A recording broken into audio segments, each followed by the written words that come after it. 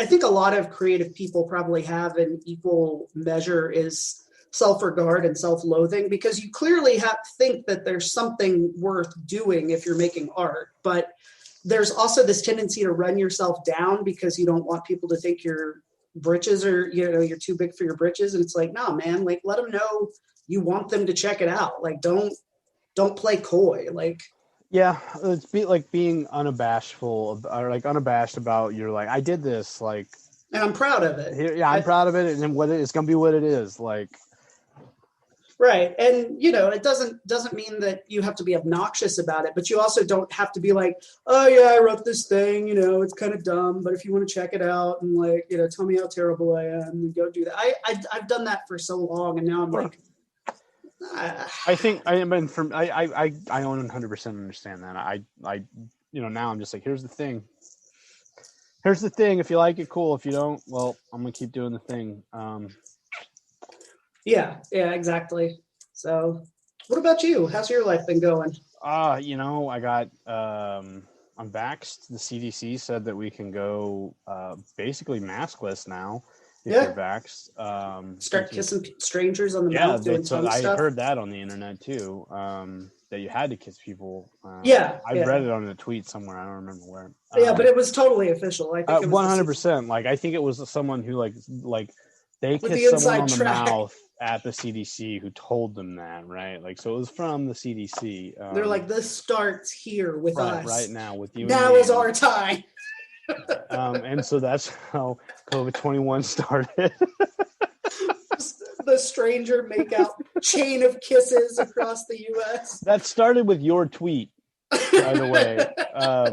So the pandemic, I'm the monkey from Outbreak. In this version of the COVID pandemic, in this like next phase of the COVID pandemic, because people start the CDC said we gotta kiss people, so they start kissing people, and it just like goes around the world, right? And so like it mutates and like goes crazy, but we're vaccinated now, so it's like not really making us sick more than like the sniffles. So we're like, whatever, we're fine. But then it just makes it stronger. Like, it's what you see is what you see is then like a training montage, like a Rocky Ford training montage, of the virus. Yes, of the virus, like getting stronger, throwing logs around, pulling trucks through the snow, and then like going like all the time. Yeah, let's build some hurting bombs. Yes, that it's 100% that, and then that's COVID-21 coming in summer 2022.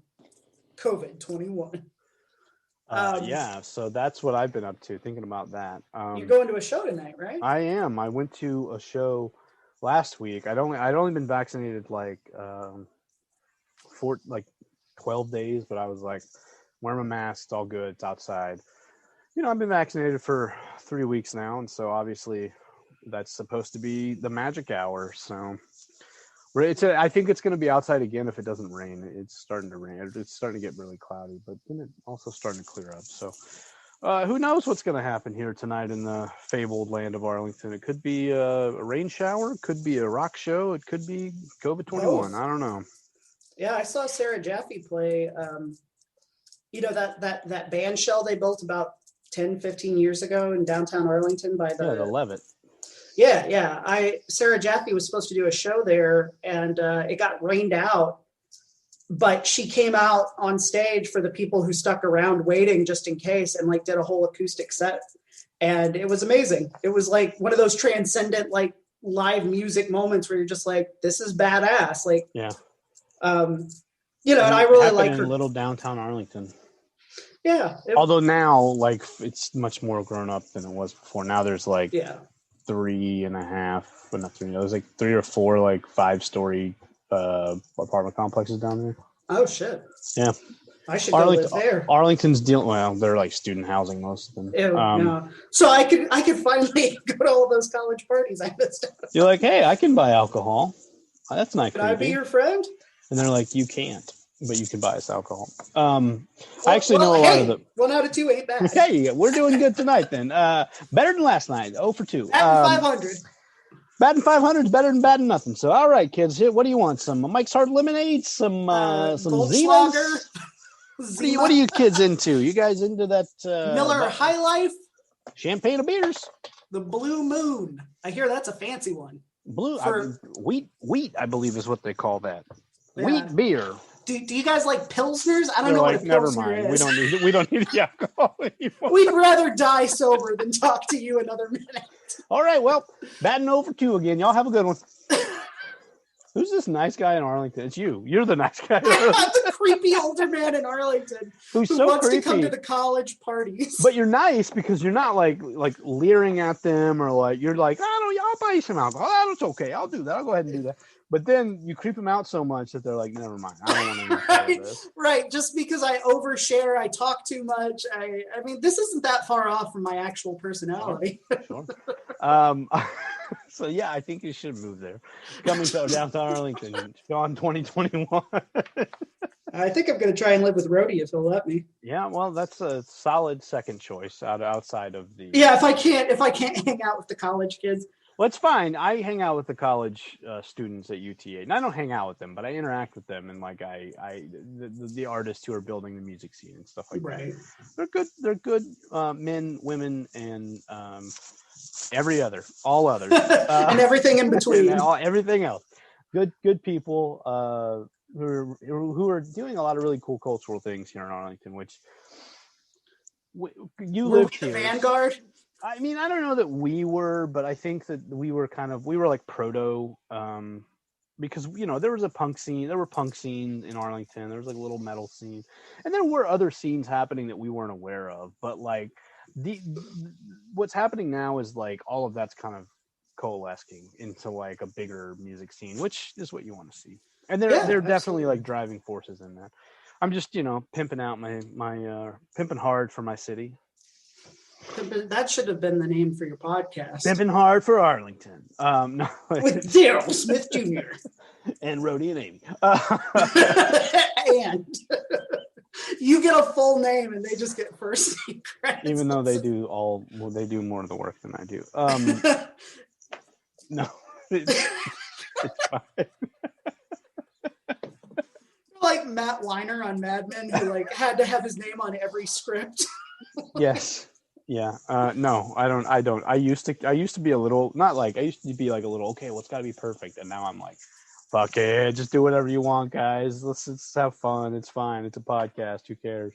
Right.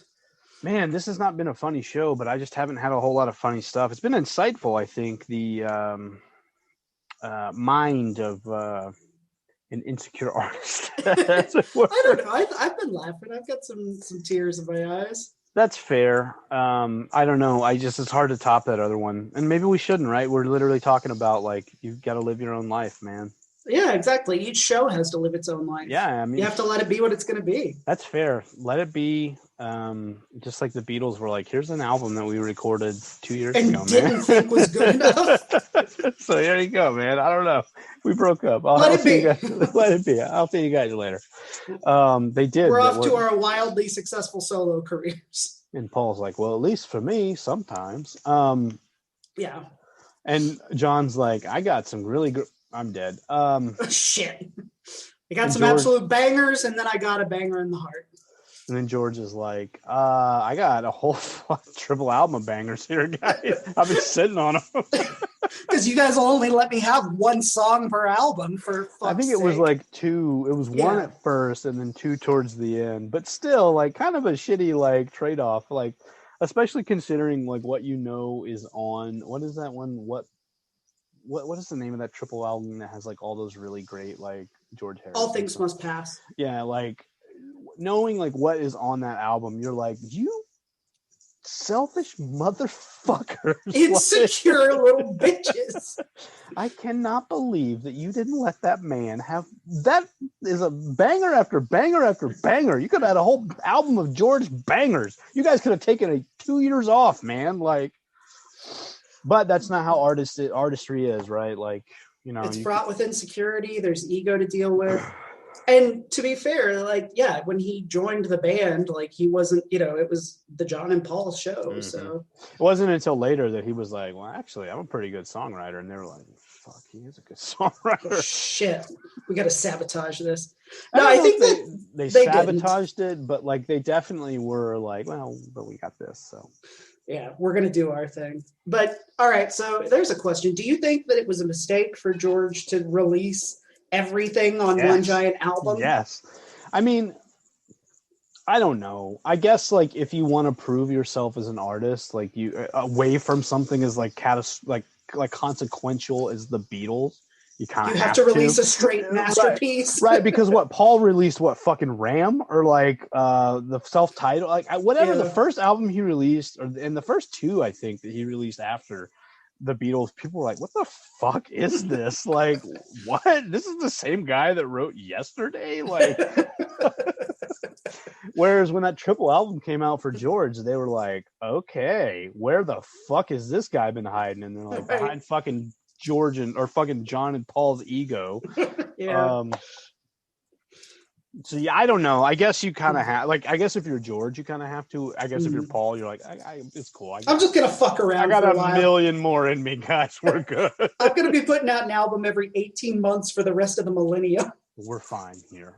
Thanks. Yeah, that's fair.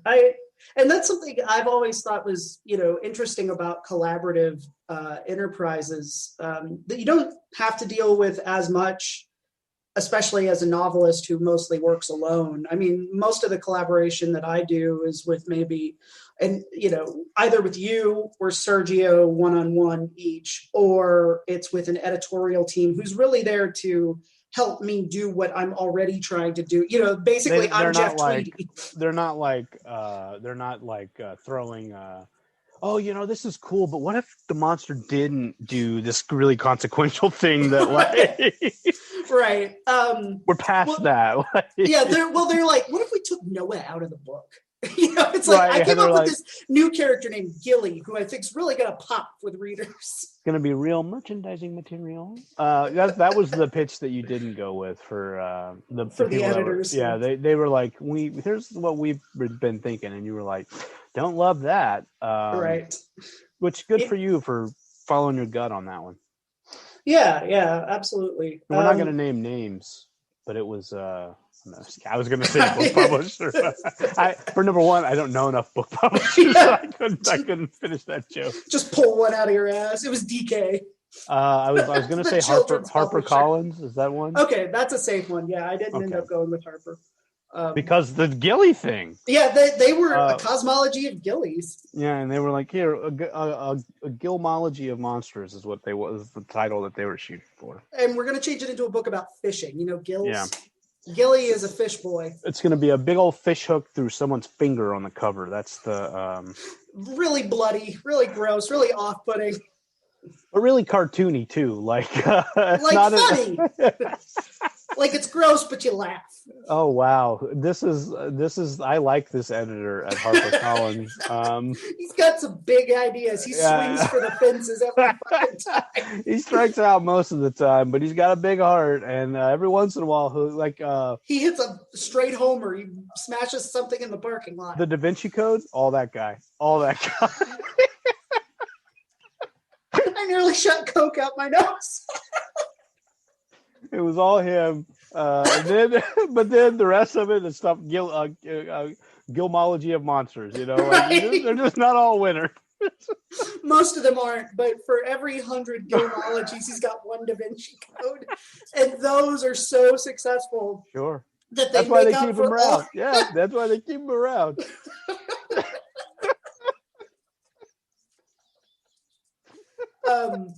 So yeah, that's why being a novelist is different from being in a band. Yeah, I guess I never really thought about obviously I've thought about it because I've made music on my own by myself, and I've made music in bands. There's a lot more give and take, but I also think it's sometimes for me easier to get my own creativity going if I'm gelling with someone else who's also vibing. Whereas if I'm on my own and I'm like, I'm not really feeling creative right now, and then I play something, I'm like, it's garbage. And then I'm like, I'm done. We're done here. Or, I'm vibing with someone else and they're playing something. I'm like, okay, that's something. I can work with that. And, that with anything, not just music. But yeah, and I really like collaborating. I guess what I think about is how eventually, if you collaborate long enough and successfully enough, the ego starts to come into play and people start to either feel like they deserve more than they're getting, or